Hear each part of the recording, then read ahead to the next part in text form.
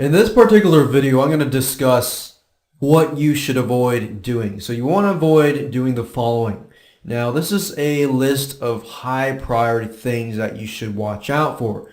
I'm sure there's a lot of other stuff out there, but these are the main things that you need to look for. First of all, you need to avoid banned and blacklisted domain names. What do I mean by that?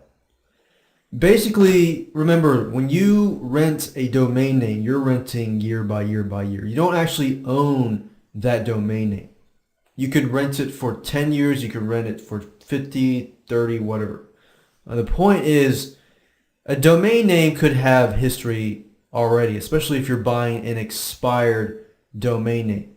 Somebody owned it previously, but you don't know what that person did to that domain name. Possibly they spammed people using that domain name. Possibly they did a lot of abusive things with the domain name. And then they ended up getting blacklisted on Spam Cops and blacklisted. And when you're blacklisted, that's not a good thing, especially when you buy a domain name that has blacklisted. Then you have to go through a lot of process to get that unblacklisted or get that off the list.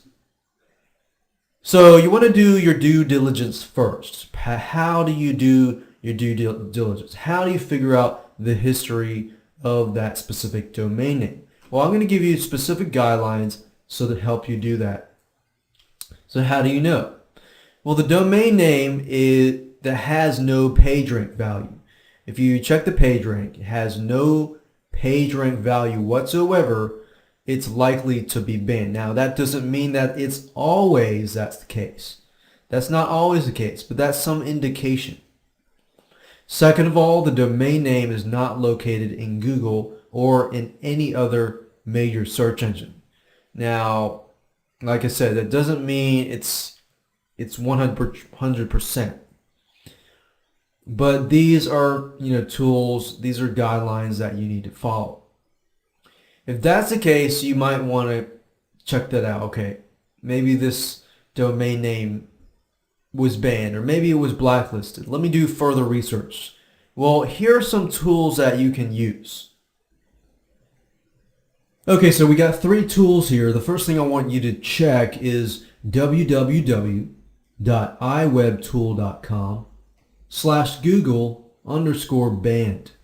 Now, this specific tool, you can enter the domain name right here, www.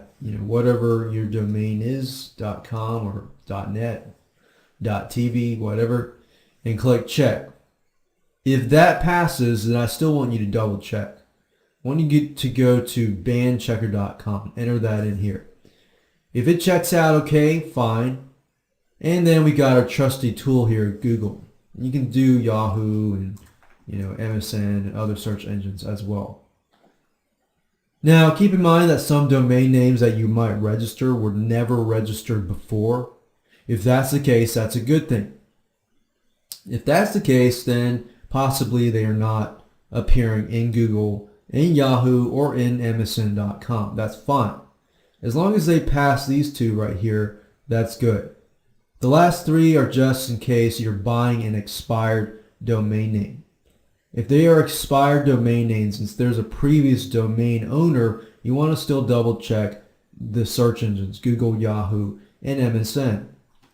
Alright, so now that you understand how to check for banned and blacklisted domain names, the second thing is that you want to avoid trademark names. You definitely want to avoid that unless you want to get sued. As you know, trademark names are things like Walmart, Best Buy, Pizza Hut, names of companies that have been registered. You also probably want to avoid, company names because most likely that has been trademarked. And, people can go after you and sue you unless you want to get sued, unless you want to pay hundreds of thousands of dollars in fines. Then avoid trademark names. For example, if I was selling something that related to Best Buy, or I was a competitor of Walmart, then I definitely want to avoid, trademark names. Now, this is just common sense. I am not a lawyer for disclaimer reasons. If you want to seek legal advice, blah, blah, blah, you want to talk to a real lawyer. But this is pretty much common sense. Avoid trademark names. You also want to avoid going on a shopping spree. I've made this mistake before as well. Unless you want to waste money. At the most, you probably want to invest in 10 domains at a time. 10 domain names, build them up, flip them, then sell them.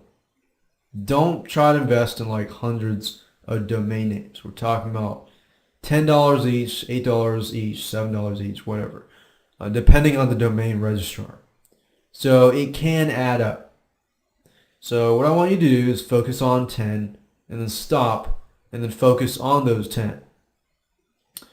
And I made that mistake in the past too. I registered 50, 30, 30, 50, 60 domains at a time sometimes when I was in this business.